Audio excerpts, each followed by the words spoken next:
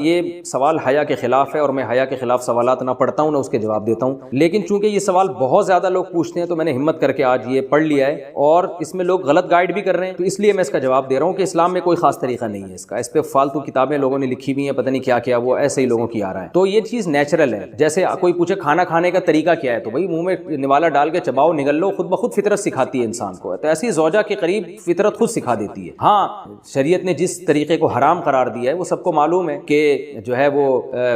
اللہ تعالیٰ نے جو بدکار لوگ جس طرح سے کرتے ہیں، جو لڑکوں سے بدفعلی کرنے والے لوگ ہیں، وہ طریقہ حرام ہے۔ تو باقی اللہ تعالیٰ نے میاں بیوی کا معاملہ رکھا ہے، ایک دوسرے کا لباس ہے، تو کمرے کی باتیں ہیں وہ جیسے چاہیں مناسب سمجھیں، وہ ان کا اپنا ذاتی عمل ہے، اس کا کوئی خاص طریقہ نہیں ہے، اور یہ نیچر انسان کو خود سکھاتی ہے، نہ یہ طریقے نہ کسی سے سیکھنے کی ضرورت ہے۔ بعض لوگ تو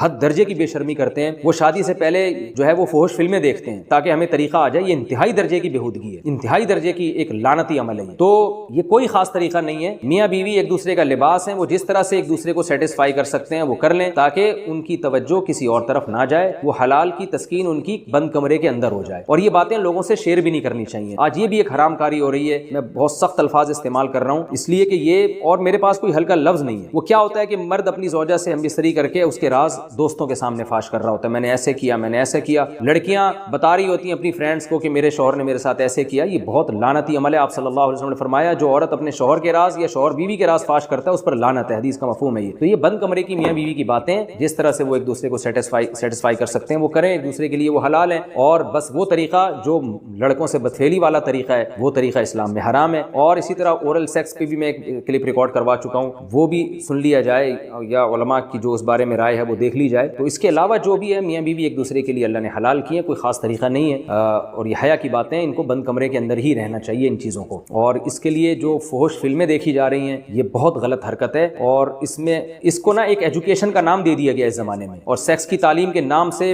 بچوں کو پڑھایا جا رہا ہے اسکول میں، یہ سب بےہودگی ہے۔ لاکھوں سال سے انسان دنیا میں زندہ ہے، تو کیا اس کو یہ پتہ ہی نہیں تھا، اور یہ ساری 6 ارب انسان ایسے ہی بغیر تعلیم کے پیدا ہو گئے ہیں کیا؟ تو یہ تو چیزیں نیچر خود سکھا دیتی ہے انسان کو کہ کیا کرنا ہے، کیسے کرنا ہے، اس میں کوئی اسکول کالج میں پڑھنے کی ضرورت نہیں ہے۔ ہاں، شرعی احکام اس کے 2-4 ہیں، وہ علماء بتاتے رہتے ہیں، وہ کتابوں میں لکھے ہوئے ہیں کہ کون سا راستہ حرام ہے اور کون سے راستے میں آنا جائز ہے۔ تو اس لیے میں نے بہت ہی دل پہ پتھر رکھ کے آج اس